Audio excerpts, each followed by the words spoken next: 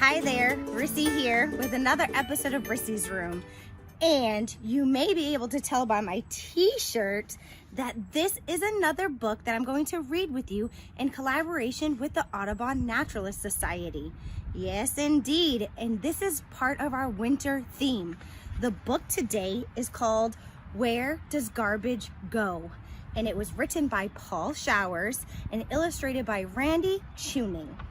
And so at the end of this video, I want you to continue watching because Gina is going to go through some questions with you. There are 4 questions that you are going to answer based on this book. Are you ready? Get ready. I'm ready to learn where the garbage goes. Where does the garbage go? In our school, we are learning about garbage.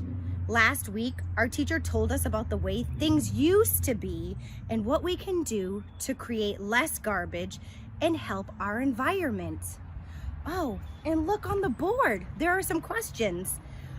Garbage, where does it come from and where does it go? And this little girl says, do we have to study this before lunch? Ew. That's what I would say anyway. Garbage comes from my baby brother. And from all of us, we all create garbage. Garbage comes from leftovers. And again, with Miss Gina, you're going to answer those questions too. Where does garbage come from? Where does it go? That's the whole point of this book. Where does garbage go? She said there was a time when people who wanted to get rid of something just threw it into the garbage can. They threw away old orange peels, eggshells, and the food they didn't eat. They also threw away things like empty bottles and cans, cardboard boxes, and newspapers. That dog, he says, I would have eaten that. I don't know, the garbage? If kept separate, a lot of food that is thrown away could be turned into compost, which is helpful for plants. Old bottles and newspapers could be recycled and made into new materials. But when these things are mixed together, it all becomes garbage. Once a week, the garbage was collected in trucks and taken out to the dump. In the dump, there were piles of garbage everywhere and all kinds of trash.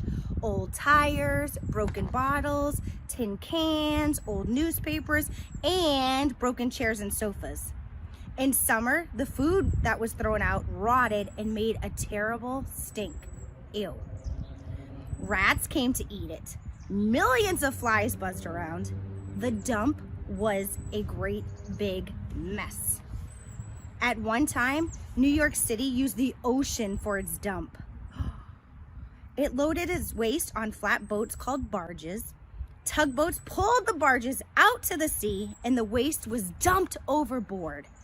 Most of the trash sank, but some of it floated. And the fish, they're like, ugh, gross. Often, it floated right back to the beaches where people were swimming. Ugh, yuck! Could you imagine swimming and then having trash float up next to you? No, thank you. Good news, New York City doesn't throw its waste in the ocean anymore. It has a special kind of dump called a landfill. Other cities have landfills too. Our town has one, and our class went out and looked at it. A landfill is a busy place. It's not a great place for a picnic. Ew, it smells. Ugh. We have one here where I live too. Trucks bring loads of waste from the city and dump it in big piles. Bulldozers with scrapers spread out the waste. Compactors with spikes on their wheels move back and forth over it. The waste is all mashed and piled. After that, trucks bring loads of soil. The bulldozers and compactors spread the soil over the waste. The soil covers up everything. It keeps out the rats and flies. Then the landfill is ready for more waste. Then comes more soil to cover it up. Then more waste and more soil, layer after layer. A landfill keeps piling up. It gets to be a little mountain. Look, Here are the layers of a landfill. There's a dirt cap for layer 2, a dirt cap for layer 1, daily waste, and then daily covering of soil. It's pretty cool, huh? When the last layer of soil is spread on top of a landfill, grass and trees are planted on it. The landfill becomes a park or a playground. Then the city has to find a new place to dispose of its garbage. Garbage never stops piling up. So, what is in our landfills? So according to this pie chart, it's called a pie chart because it looks like a pie and it's cut into slices. And according to this pie chart here, 11% of our trash comes from rubber, leather, and fabric. So sometimes from like the clothes that we're wearing and the tires on our cars. 18% of our trash is plastic. Ugh, plastic. This is why we need to use glass bottles and reuse bottles and things like that. 15% of our trash is paper. Uh-oh, yeah. So when you have a piece of paper and you write on one side, make sure you write on the other side too. And then we're going to talk about recycling. 30% of our trash is food and yard waste. Ugh. So that means making sure you're eating all the food on your plate. And if you have any leftover food, putting it in a compost bin in your own house. 9% of our trash is metal. 5% of our trash is glass. And 12% is other. What is other, I wonder? Oh my goodness. Some cities try to get rid of their waste by burning it. They build big furnaces called incinerators and burn garbage and trash in them. The heat is used to warm stores and offices. It is also used to make electricity. That's pretty cool.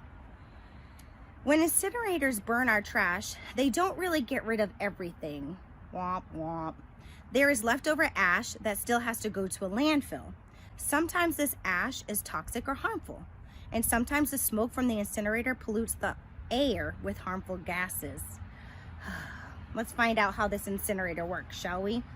The truck brings garbage. Garbage is fed to a furnace. Furnace burns garbage in about 30 minutes. That's fast. Gases from the burning garbage must be carefully cleaned and filtered, and then those clean gases are released. Yeah. Then you have less trash that goes in the landfill. Today, cities are having a hard time finding places for new landfills. Waste keeps piling up. People keep throwing things away. They throw away too many things. Some of the things they throw away could be used over and over and over again. Did you know that each person in the United States creates about 4 pounds of trash every day? 4 pounds. That's pretty heavy. That's a lot. That's what this cat says. That's what I say too. That's a lot of trash. One way cities make less garbage is by recycling. Remember, I told you we were going to talk about recycling. Recycling means making trash into something new instead of throwing it away.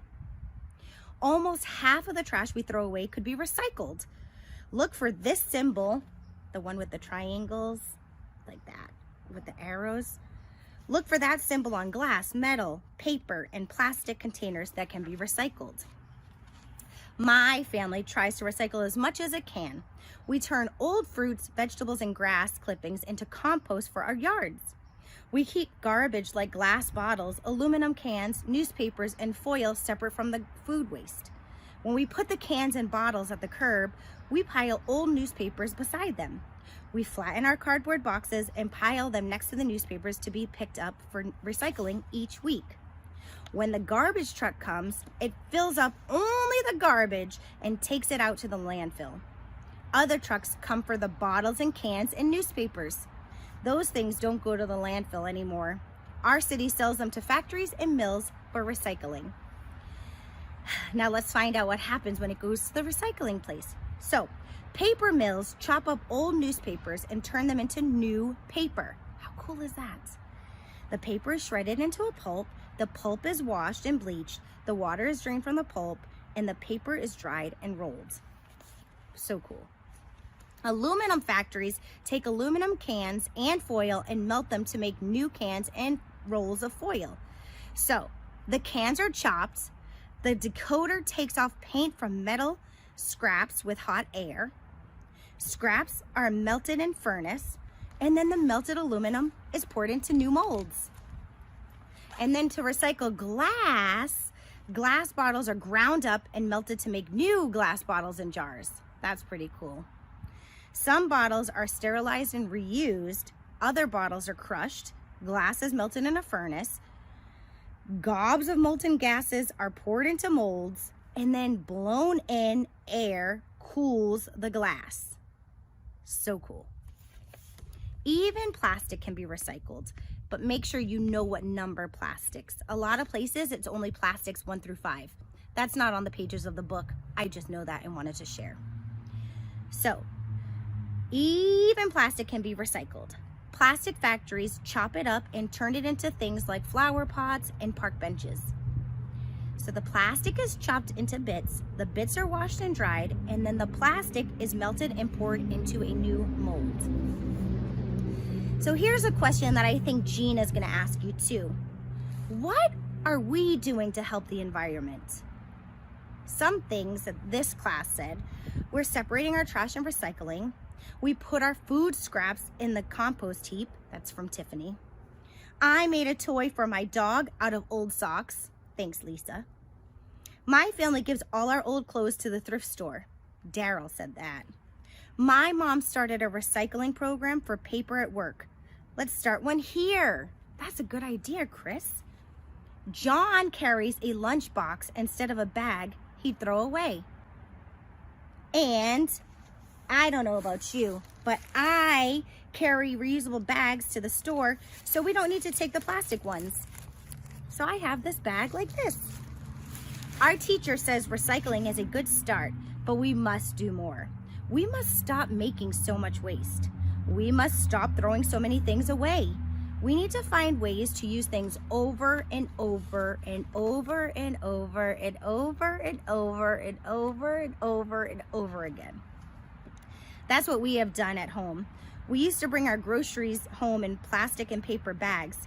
When we emptied the bags, we threw them away in the garbage can. When we did that, we were just making more waste to pile up in the landfill. We have stopped doing that. Now we use reusable bags. They hang on the kitchen doorknob. When we go to the supermarket, we take our reusable bags and put our groceries in them. So when the lady says, need a bag? We say, no thanks, we have our own. Our reusable bags are strong and hold a lot of groceries, and we use them over and over again. Reusable bags are great. That's one thing we can do, but I know Gina's gonna ask you a bunch more questions. She's gonna have 4 questions for you and an activity. So I'm gonna pass this book on to Gina, and I hope you enjoy, and I hope you're able to answer those questions. All right, I'll see you next time. Here you go, Gina. Hey, thank you, Reese. Hi, friends. My name is Gina from the Audubon Naturalist Society, and I am here to help you answer the questions that Reese just asked. What is a landfill? What is the most common item in landfills? A landfill is a big site where all the waste is taken to. In a landfill system, garbage is collected, compacted, and buried between layers of earth. This is a picture of a closed landfill. The purpose of a landfill is to bury the trash in such a way that it will be isolated from groundwater, will be kept dry, and will not be in contact with air. Under these conditions, trash will not decompose much. Food waste is the most common material found in U.S. landfills. We discard a lot of vegetables, fruits, and food scraps. Since things do not decompose much in a landfill, these food scraps won't turn into compost. All this organic material is wasted. What are other ways of handling our waste besides putting it in the landfill? In some places, trash gets taken to waste-to-energy facilities, where it is burned in order to produce energy from heat. We can also recycle. a lot of materials like paper, hard plastic, metal, and glass can be turned into something else. Composting is the right thing to do with organic waste. And of course, reusing is the best we can do with our stuff before tossing it away. Why do you think we produce so much trash in this country?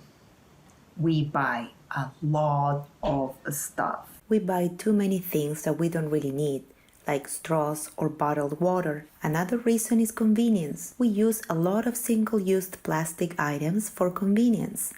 This means that once we use something, we throw it away, and that way we don't need to clean it.